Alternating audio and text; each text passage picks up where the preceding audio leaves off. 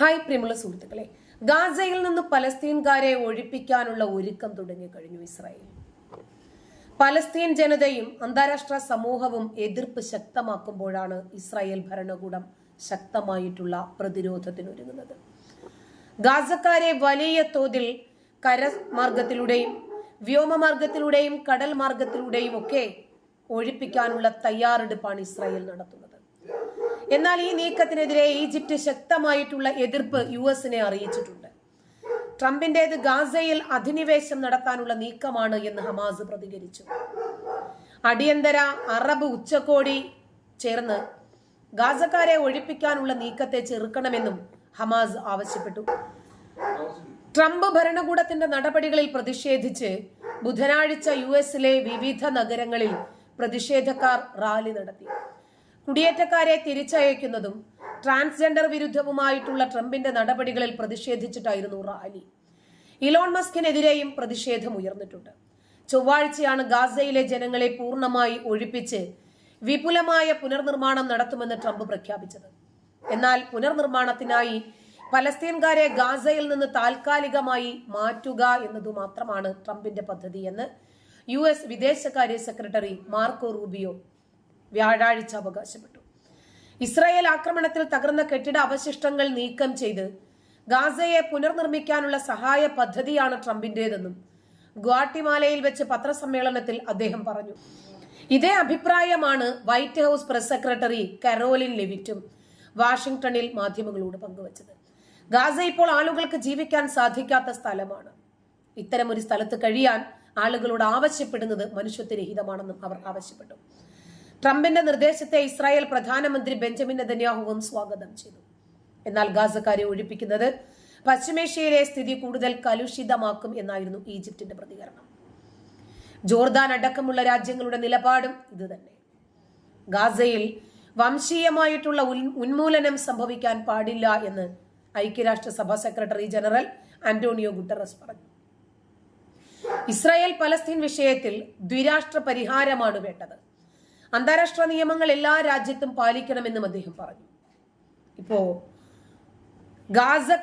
എന്തുകൊണ്ടാണ് ഗാസക്കാർക്ക് ഈ ഗതി വന്നത് എന്ന് UN പറയണം.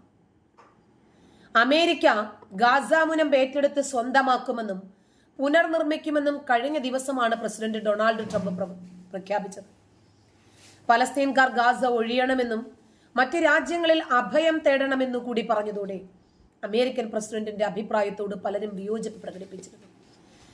ഇവിടെ വേരൂന്നിയവരാണ് ഗാസയിലെ ജനങ്ങളെന്നും അവരെ പിഴുതെറിയാൻ സമ്മതിക്കില്ല എന്നും ഹമാസ് നേതാക്കളും പ്രതികരിച്ചു. അതിന്റെ പിന്നാലെ നിലപാട് മയപ്പെടുത്തി ട്രംപ് എത്തുകയും ചെയ്തു. ഗാസയ്ക്ക് വേണ്ടി താൻ മുന്നോട്ട് വച്ച നിർദ്ദേശം നടപ്പിലാക്കാൻ US സൈനികരെ ആവശ്യമില്ല എന്നാണ് അദ്ദേഹം വ്യാഴാഴ്ച അതിരാവിലെ ട്രൂത്ത് സോഷ്യൽ പ്ലാറ്റ്ഫോമിലെ പോസ്റ്റിൽ വിശദീകരിച്ചത്. ഇസ്രായേൽ പ്രധാനമന്ത്രി ബെഞ്ചമിൻ നെതന്യാഹുവുമായിട്ടുള്ള കൂടിക്കാഴ്ചയ്ക്ക് പിന്നാലെയാണ് ഗാസ അമേരിക്ക ഏറ്റെടുക്കും എന്ന വിചിത്രമായ നിർദ്ദേശം ട്രംപ് മുന്നോട്ട് വെച്ചത്. പലസ്തീനികൾ, അറബ് സർക്കാരുകൾ, ലോക നേതാക്കൾ എന്നിവരിൽ നിന്ന് വിമർശനങ്ങളുടെ ഒരു തരംഗമാണ് ട്രംപ് നേരിട്ടത്. ബുധനാഴ്ചയോടുകൂടി അദ്ദേഹത്തിന്റെ ഭരണകൂടം ഈ നിർദ്ദേശത്തിൽ നിന്ന് പിന്നോട്ട് പോയി. ശത്രുതാപരമായിട്ടുള്ള ഉദ്ദേശത്തോടുകൂടിയല്ല ട്രംപ് അഭിപ്രായം പറഞ്ഞത് എന്ന് സ്റ്റേറ്റ് സെക്രട്ടറി മാർക്കോ ലൂബിയോയും വിശദീകരിച്ചു. യുദ്ധത്തിന്റെ അവസാനം ഗാസ മുനം ഇസ്രായേൽ അമേരിക്കയ്ക്ക് കൈമാറുമെന്നാണ് ഇന്നത്തെ പോസ്റ്റിൽ ട്രംപ് കുറിച്ചത്. മാത്രമല്ല, പലസ്തീനികളെ ഈ മേഖലയിൽ പുതിയതും ആധുനികവുമായിട്ടുള്ള വീടുകളുള്ള കൂടുതൽ സുരക്ഷിതവും മനോഹരവുമായ സ്ഥലങ്ങളിലേക്ക് തന്നെ പുനരധിവസിപ്പിക്കും എന്ന് സൂചനയും അദ്ദേഹം പോസ്റ്റിൽ നൽകിയിട്ടുണ്ട്. കഴിഞ്ഞ ദിവസത്തെ നിലപാടിൽ മയം വരുത്തിയാണ് ഇന്ന് ട്രംപ് ചുവടുവെച്ചത്. അതേസമയം തന്നെ ട്രംപിന്റെ പോസ്റ്റ് അവ്യക്തവുമാണ്. ഗാസ അമേരിക്ക ഏറ്റെടുക്കുമെന്നതിൽ നിന്നും ഇസ്രായേൽ നൽകും എന്നും വന്നിട്ടുണ്ട്. ഇപ്പോൾ പലസ്തീനികളെ പുനരധിവസിപ്പിക്കുമെന്നും ട്രംപ് തന്നെ പറയും. ഇപ്പൊ ട്രംപിന്റെ നിലപാടുകളും നയങ്ങളും നമുക്കറിയാം. പ്രവർത്തിക്കാൻ പറ്റുന്നതു മാത്രമേ കക്ഷി പറയാറുള്ളൂ. പറയുന്നതാണെങ്കിലും പ്രവർത്തിക്കുകയും ചെയ്യും. തെരഞ്ഞെടുപ്പ് വാഗ്ദാനങ്ങളിൽ വളരെ പ്രധാനപ്പെട്ടതായിരുന്നു കുടിയേറ്റക്കാരെ ഒഴിവാക്കുക എന്നത്. അനധികൃത കുടിയേറ്റം അമേരിക്കയിൽ വച്ച് പൊറുപ്പിക്കില്ല എന്നത് ട്രംപിന്റെ എക്കാലത്തേക്കുമുള്ള പ്രധാനപ്പെട്ട തീരുമാനങ്ങളിൽ ഒന്നാണ്. അദ്ദേഹത്തെ വിശ്വസിച്ച് വോട്ട് ചെയ്ത അധികാര കസേരയിൽ ഇരുത്തിയ ആളുകളോട് അദ്ദേഹത്തിന് കൂറും പ്രതിബദ്ധതയും പുലർത്തിയേ പറ്റൂ. എന്നാൽ നമ്മുടെ നാട്ടിൽ ഒരുപാട് ട്രോളുകളും പരിഹാസങ്ങളുമാണ് ട്രംപിനെതിരെ ഉയർന്നുകൊണ്ടിരിക്കുന്നത്.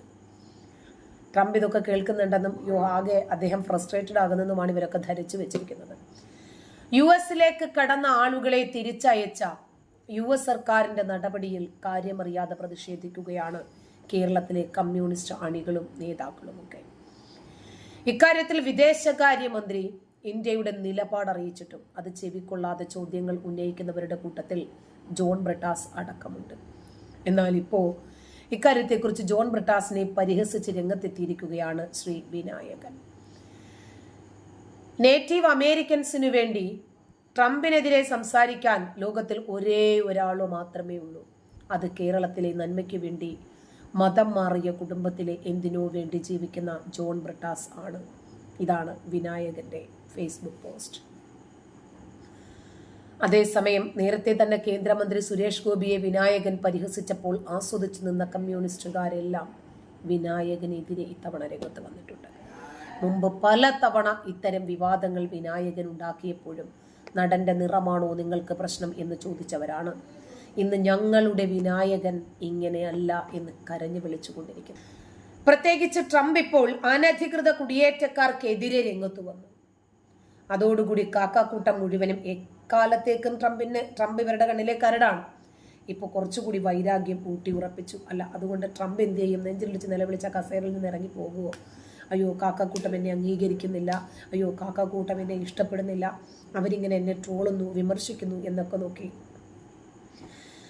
ആരെയൊക്കെയാണോ സമൂഹം അനാവശ്യമായി പരിഹസിച്ചിട്ടുള്ളത്, ആരെയൊക്കെയാണോ അനാവശ്യമായി വ്യക്തിപരമായി തേജോവധം ചെയ്തിട്ടുള്ളത്, ഇല്ലാ കഥകൾ പറഞ്ഞ് പ്രചരിപ്പിച്ച് ആരെയൊക്കെയാണോ സോഷ്യൽ മീഡിയയിൽ ചില ആളുകൾ ഇല്ലാതാക്കാൻ ശ്രമിച്ചിട്ടുള്ളത്, അവരൊക്കെ വളർന്നു വന്ന സാഹചര്യങ്ങളെ ഈ നാട്ടിലുള്ളൂ.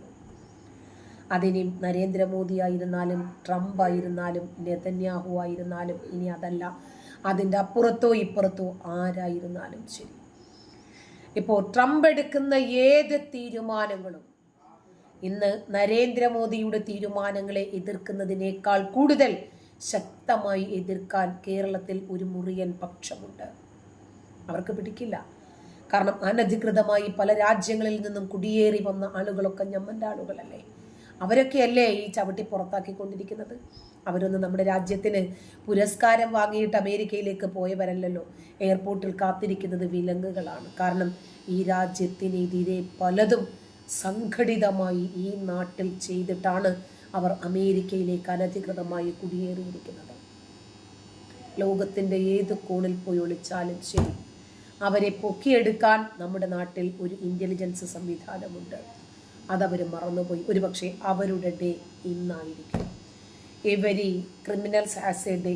അതെ, അവരുടെ ദിവസം ഇന്നാണ്. അവരെ പൊക്കിയിരിക്കും. നന്ദി.